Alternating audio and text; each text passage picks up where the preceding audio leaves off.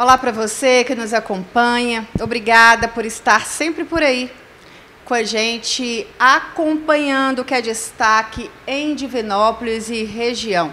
Estamos de volta e hoje vamos falar do principal assunto que tomou conta do mundo em 2020, a Covid-19.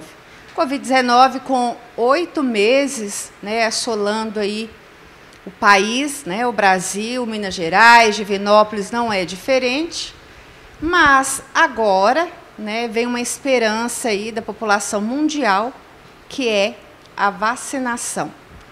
Conosco aqui hoje, um especialista no assunto, em vacina, na verdade, que é Osmundo Santana, que por muitos anos foi epidemiologista da Secretaria Municipal de Saúde de Divinópolis. Olá, Osmundo, obrigada por ter vindo.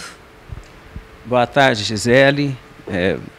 Eu que fico grato de ser mais convidado para um bate-papo tão importante.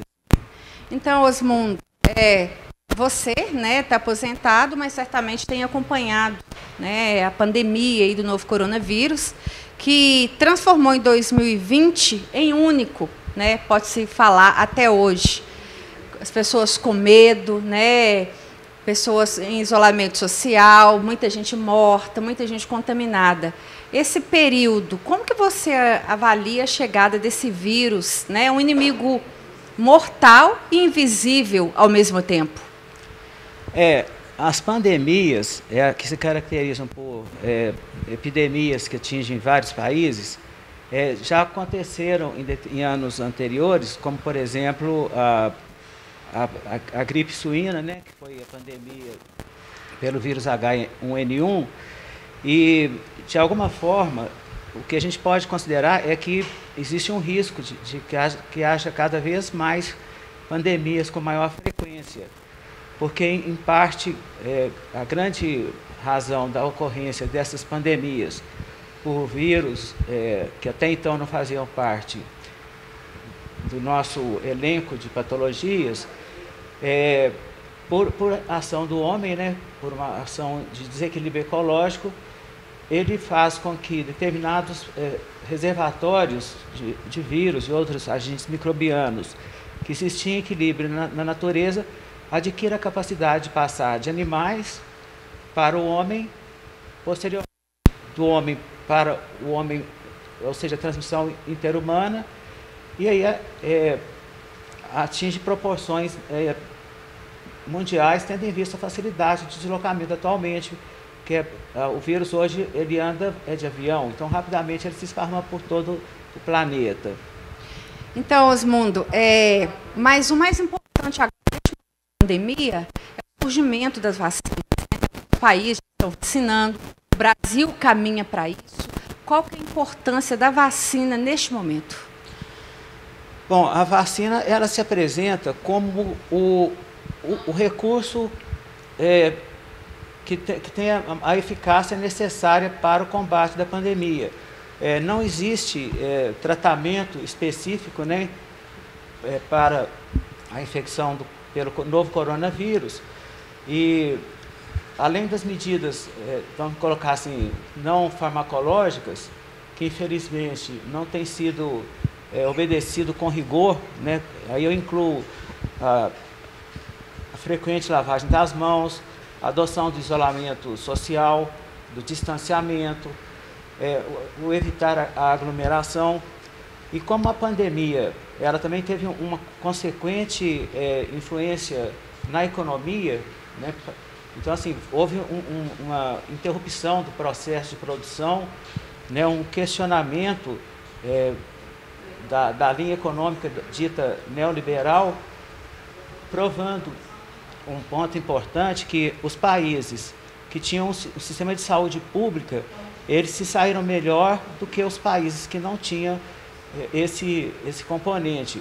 Então, por exemplo, com todos os percalços, o fato do Brasil ter um SUS minimizou o impacto da doença, a rede básica de saúde, a questão do fluxo com a rede hospitalar, o que não aconteceu, por exemplo, nos Estados Unidos, que não tem um serviço de saúde pública.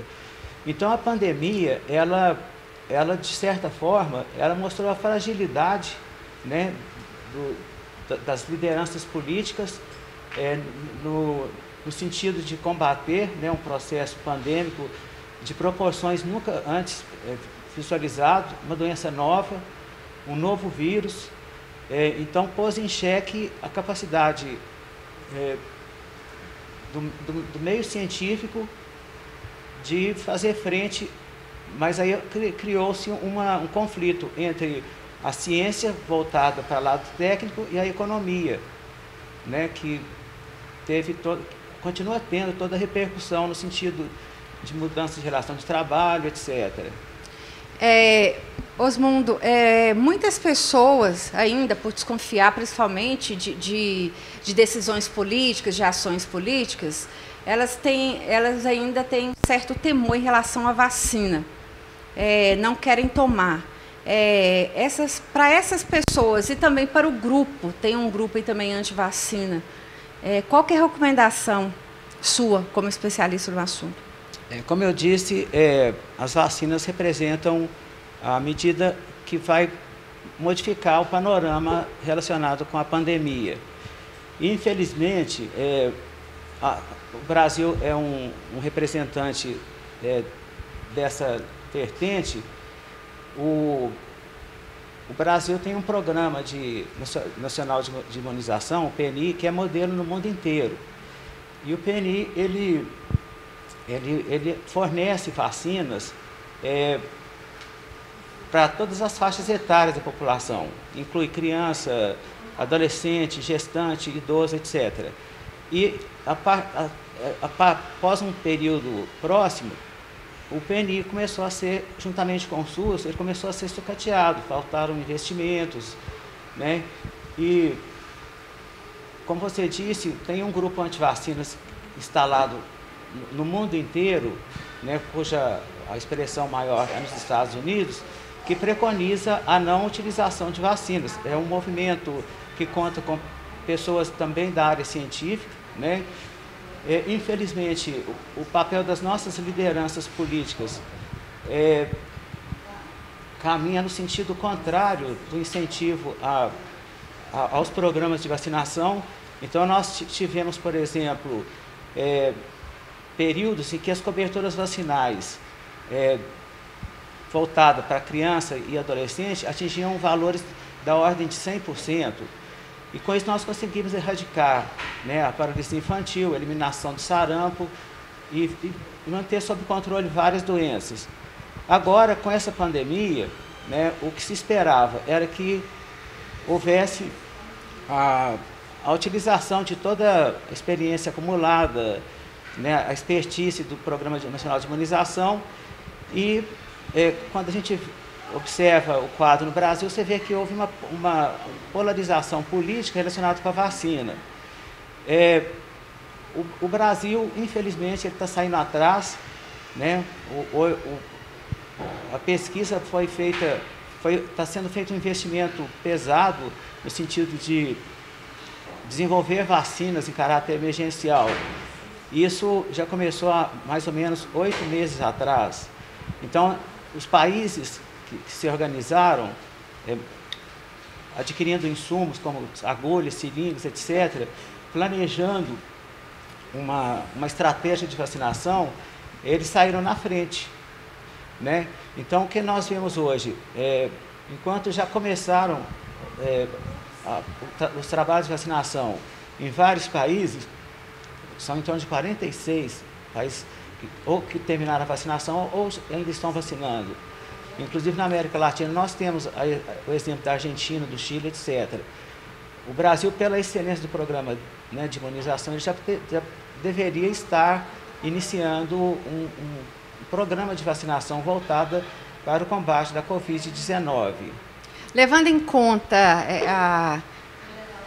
a previsão do governo federal de se começar a vacinar já em janeiro, fim de janeiro, início de fevereiro, no tardar, né, início de fevereiro, havendo essa imunização nesse período, quando é que a gente pode ver um resultado, por exemplo, de diminuição de casos?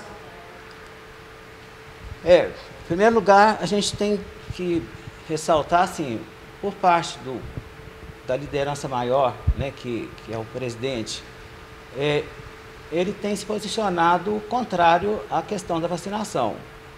E isso é muito grave no sentido de que todo o trabalho de convencimento terá de ser feito para que se faça a adesão, né, a uma medida para que ela tenha sucesso. Eu vejo o seguinte, o Brasil, do ponto de vista logístico, não tem alguns insumos necessários para desenvolver uma campanha desse porte. Ou seja, nós já teríamos de ter comprado agulha e seringa, porque quem já se organizou já comprou primeiro. Então, hoje o Brasil vai ter dificuldade de adquirir na quantidade que é preciso e a questão do preço também vai ser completamente diferente. Considerando, né, que até a aquisição de vacinas vai ficar prejudicado, uma vez que os países que saíram na frente já comprou praticamente todo o estoque disponível, eu não acredito que nós possamos começar as vacinações em fevereiro, como está de alguma maneira preconizado. Um segundo ponto também importante é com relação à obtenção dos registros das vacinas. São várias vacinas desenvolvidas por tecnologias diferentes, em diferentes estágios, com diferentes exigências no que tange a questão da conservação. Então, assim, a quantidade de pessoas envolvidas que deverão ser treinadas para lidar não com um só tipo de vacina, mas com mais, porque seja por questão de estratégia de vacinação, seja por questão de quantitativo, seguramente o Brasil não vai trabalhar com só um tipo de vacina, ele vai ter de adquirir 2 ou 3.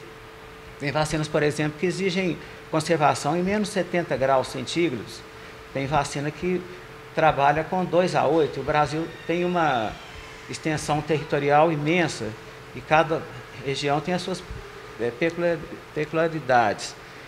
Então, eu vejo o seguinte, existe uma proposta do Ministério de adquirir 108 milhões de doses de vacina, o que seria suficiente para vacinar, considerando 2 doses, 51 milhões de brasileiros, que vão seguir uma questão de prioridades, né? A questão do pessoal de saúde, que está na linha de frente, a questão dos idosos, que é um grupo vulnerável.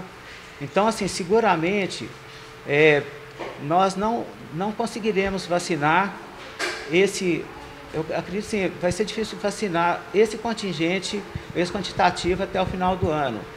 Isso não é só no Brasil, não. Em termos mundiais, nós sabemos o seguinte, se nós formos considerar toda a produção de 2021 de todos os laboratórios, isso vai dar alguma coisa em torno de 2 bilhões de doses. A população nossa da Terra, do planeta, que tem que ser toda vacinada, é da ordem de 8 milhões, ou seja, vai ficar muita gente sem receber a vacina nesse ano de 2001. Isso significa que teremos ainda pelo menos um primeiro semestre de 2021 com pandemia? Sem dúvida nenhuma. Os países que já vacinaram já devem receber o impacto na redução do número de casos, né?